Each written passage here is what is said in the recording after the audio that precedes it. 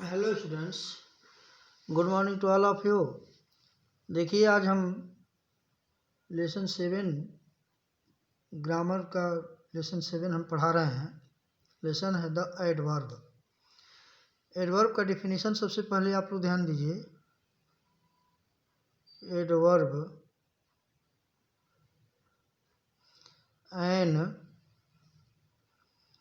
Adverb is the word which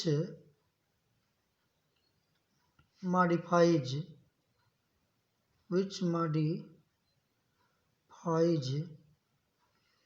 any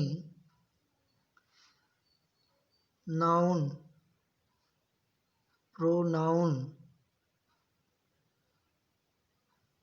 adjective,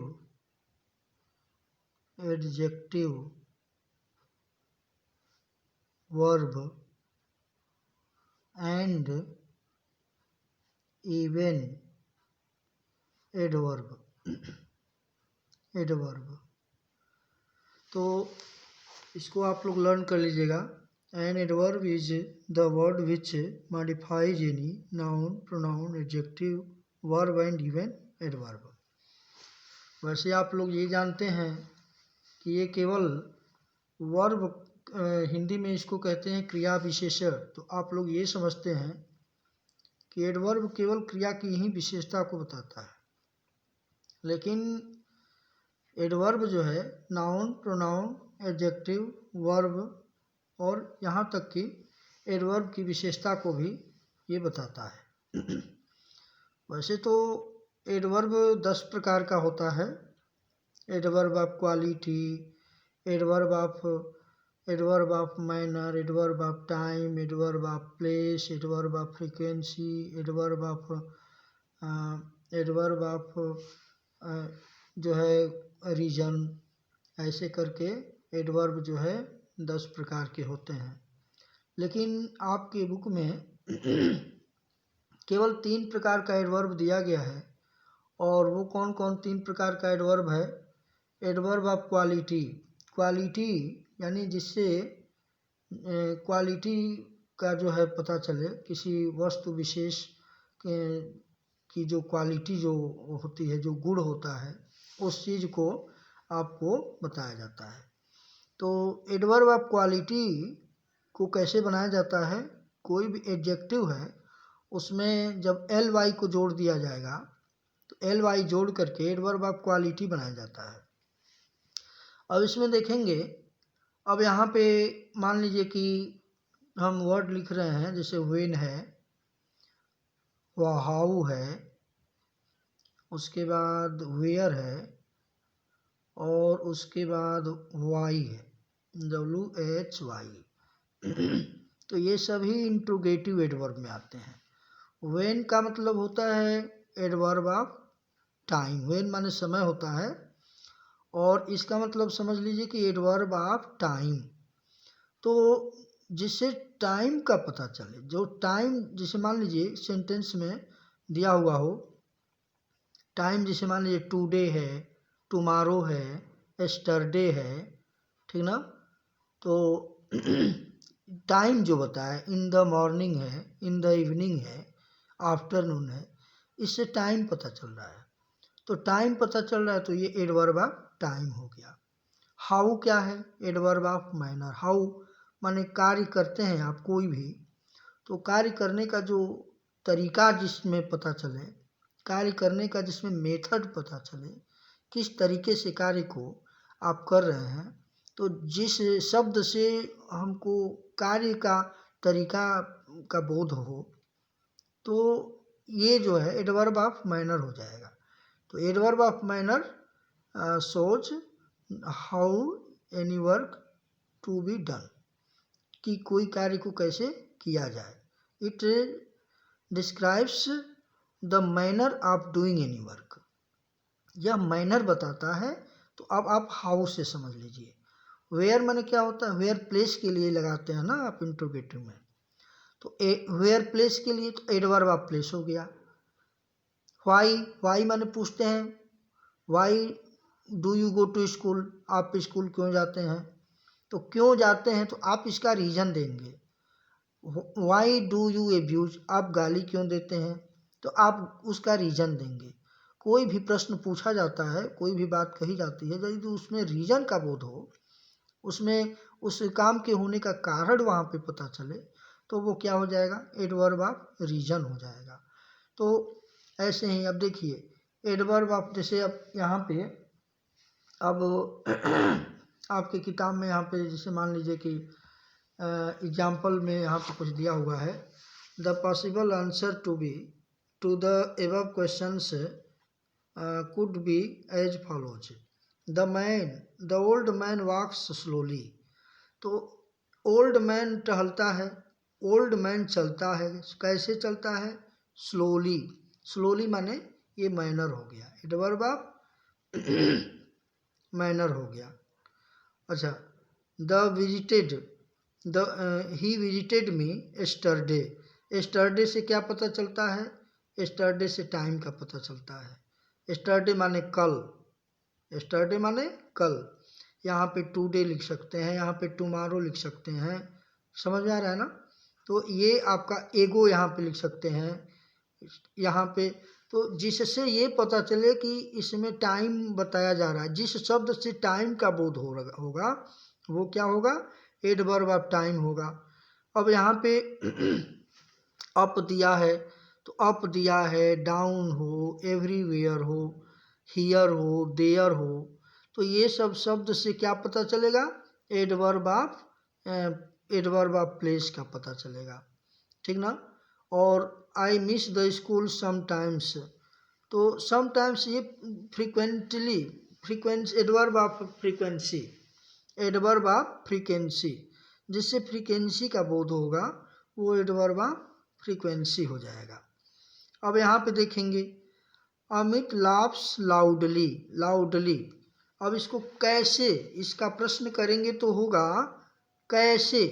Amit laughs, Amit हंसता है, कैसे हंसता है? तो लाउडली, तो कैसे माने एडवर्ब ऑफ मैनर हो गया। तो इसी प्रकार से यहाँ पे ये सब शब्द जैसे वेरी है, क्वाइट है, तो इन सब के विषय में आपको यहाँ पे समझाया गया है। अब यहाँ पे देखेंगे, अब जैसे कि यहाँ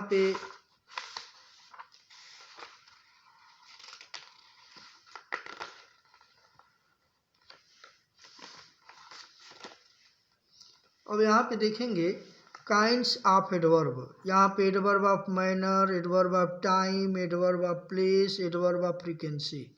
तो यहाँ पे देखिए हमने आपको यहाँ पे शब्द यहाँ पे भरा है मैनर में, जैसे स्वीटली दिया है, और दूसरा में मैंने स्लोली भरा है, तीसरा में इजली भरा है। एडवर्ब ऑफ टाइम में टुडे, टुमारो, एगो, एस्टरडे भी आएगा। उसके बाद एडवर्ब ऑफ प्लेस में अप, एवरीवेयर, हियर, यानी जिससे स्थान का बोध होगा वो एडवर्ब ऑफ प्लेस होगा। फ्रीक्वेंसी वंस, फ्रीक्वेंटली, ऑफेन, ये सब शब्द होगा। और यहाँ पे देखेंगे, यहाँ पे सेंटेंस बनाया हुआ है, तो ये जो 1 से 12 तक जो शब्द को यहाँ पे क्लासिफाई किया गया है, उसका यहाँ पे एग्जाम्पल दिया गया है, सेंटेंस बनाया गया है। स्वीटली का एक एग्जाम्पल आपकी किताब में दिया हुआ है, सी सिंग्स स्वीटली। उसके बाद स्लोली है, तो सी वॉक्स स्लोली। उसके बाद इजली है, Suman solved the sum easily. उसके बाद टुडे है, I went to market today. Tomorrow है, Radha will go to Agra tomorrow. Ago है, आई रिच्ड देयर 4 days एगो। उसके बाद अप है, अप से सेंटेंस बनाएंगे, तो मान लीजिए आई climbed up, I climbed up the tree. यहाँ ट्री नहीं लिखेंगे तब भी आपका ये क्लियर हो जाएगा, आई क्लाइम्ड अप, द ट्री यानी कि पेड़ पर, मैं पेड़ पर चढ़ा। उसके बाद देखेंगे एवरीवेयर, तो एवरी वेयर। एवरीवेयर का अर्थ क्या होता है? हर जगह। तो मैं उसे हर जगह देखा, मैं उसे हर जगह खोजा, ठीक ना।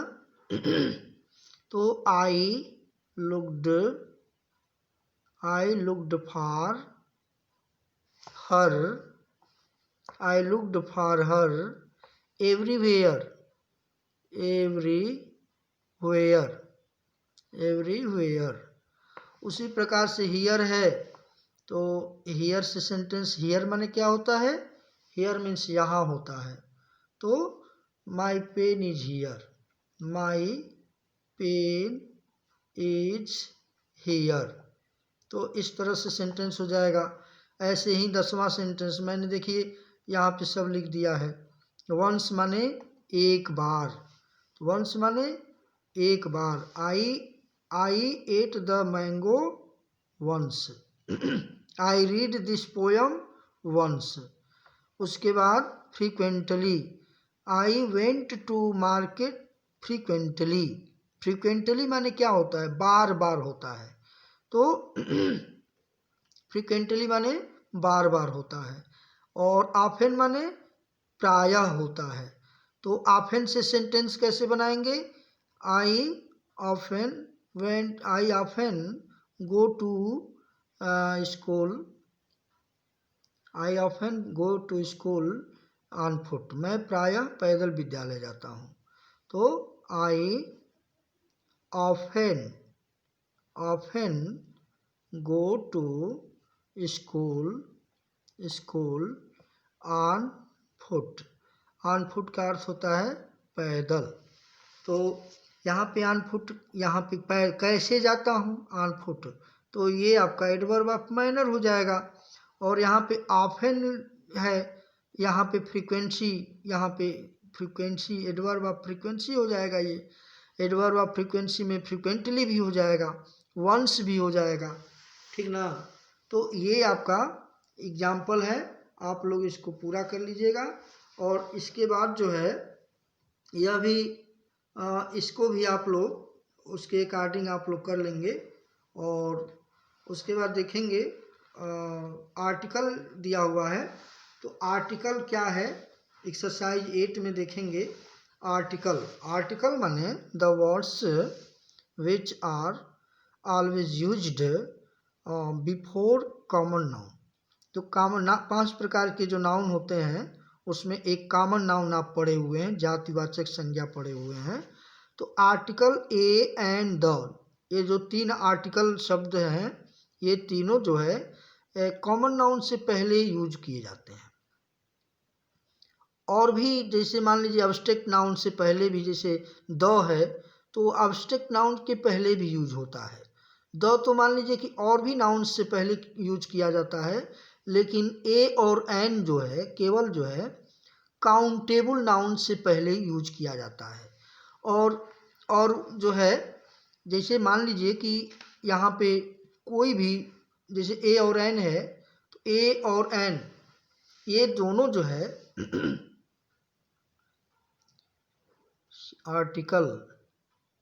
आर्टिकल में एक होता है डिफिनिट आर्टिकल,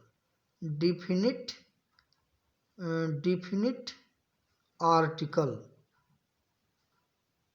और दूसरा होता है इनडिफिनिट आर्टिकल, इनडिफिनिट आर्टिकल। यानी 2 तरह का आर्टिकल है। तो इनडिफिनिट आर्टिकल के अंतर्गत जो है ए और एन आता है। ए और एन कौन सा आर्टिकल है? इनडिफिनिट आर्टिकल है। इनडिफिनिट माने उन नाउन्स के पहले इनडिफिनिट का प्रयोग किया जाता है, इनडिफिनिट आर्टिकल का, जिनके विषय में हमें पूर्व जानकारी नहीं होती है। दूसरी बात, ये एक चीज़ ध्यान देंगे कि ये वॉवेल्स और कॉन्सोनेंट बेस्ड होते हैं।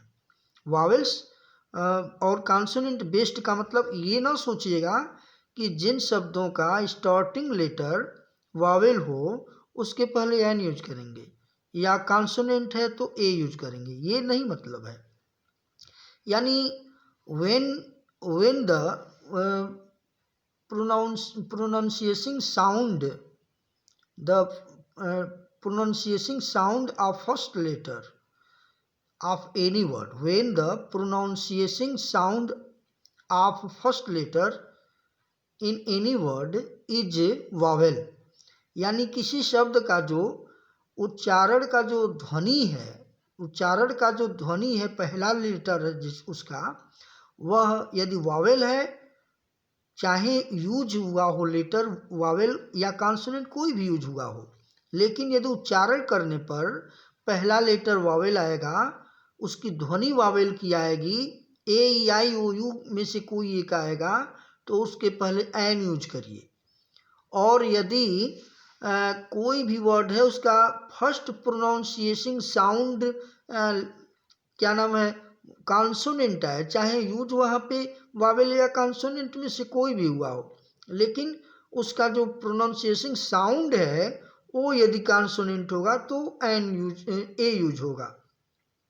यानी कि इसमें जो दिखाई दे रहा है उसको नहीं ध्यान देना है, जो आप सुन रहे हैं उस पर गौर करेंगे। जैसे मान लीजिए यहाँ पे आपका, जैसे यहाँ पे ही ध्यान दें, यहाँ पे दिस इज, यहाँ पे ए यूज करेंगे कि एन यूज करेंगे, तो टी है, तो टी लिखा भी है और पढ़ भी रहे हैं टॉ, पढ़ भी रहे हैं टॉ, यानी ध्वनि जो इसका प्रोनाउंसिएशन साउंड जो पहले लेटर का है वो भी कॉन्सोनेंट है और लिखा हुआ भी कॉन्सोनेंट है।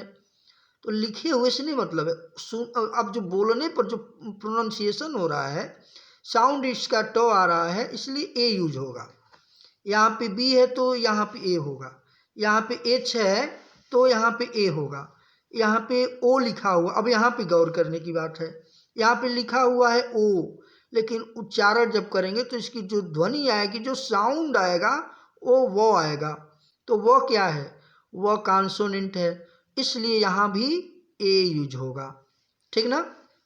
अब यहाँ पे और, यहाँ पे लिखा गया भी ओ है और प्रोनाउंसिएशन लेटर जो पहला है वो उसका साउंड भी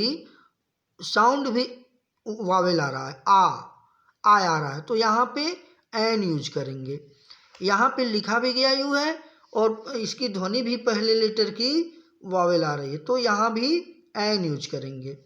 तो यहाँ भी देखेंगे एक्स है, लिखा भी गया है ए और प्रोनाउंसिएशन जो साउंड है वो भी वावेल है, तो यहाँ पे एन यूज होगा। उसी प्रकार से एरोप्लेन, यहाँ भी एन यूज होगा।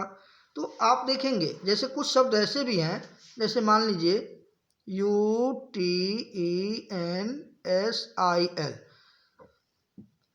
यूटेंसिल, यहाँ पे यू को यहाँ पे हम यू पढ़ रहे हैं, यू, तो यू क्या है, ये कॉन्सोनेंट है, तो कॉन्सोनेंट है तो यहाँ पे क्या भरेंगे, यहाँ पे ए भरेंगे, यहाँ पे ए, इसके पहले ए यूज होगा।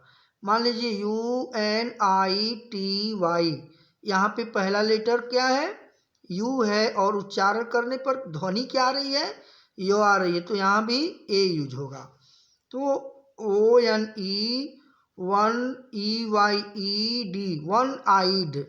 वन आइड, यहाँ भी पहला लेटर ओ है, लेकिन उच्चारण करने पर वो आ रहा है, तो यहाँ भी ए यूज होगा। उसी प्रकार मान लीजिए कि कभी ये यहाँ पे देखेंगे HONEST, तो यहाँ पे लिखे हैं हम एच लिखे हैं जो कि कॉन्सोनेंट है, लेकिन प्रोनाउंसिएशन करने पर आ आएगा, HONEST आ आएगा, तो जब आ आएगा तो यहाँ पे वावेल हो गया, एन यूज करेंगे। उसी प्रकार HEIR, एयर लिखे हैं एच, यहाँ पे प्रोनाउंसिएशन साउंड ए आ रहा है, तो यहाँ भी एन यूज करेंगे। तो इसके अकॉर्डिंग आप जो है वावेल और कॉन्सोनेंट को समझेंगे और आपको कोई दिक्कत नहीं होगी, और आप लोग जो है जो भी यहाँ पे दिया हुआ है इसी के अकॉर्डिंग आप लोग भरेंगे, आपको कोई प्रॉब्लम नहीं होगी। Thank you, have a nice day.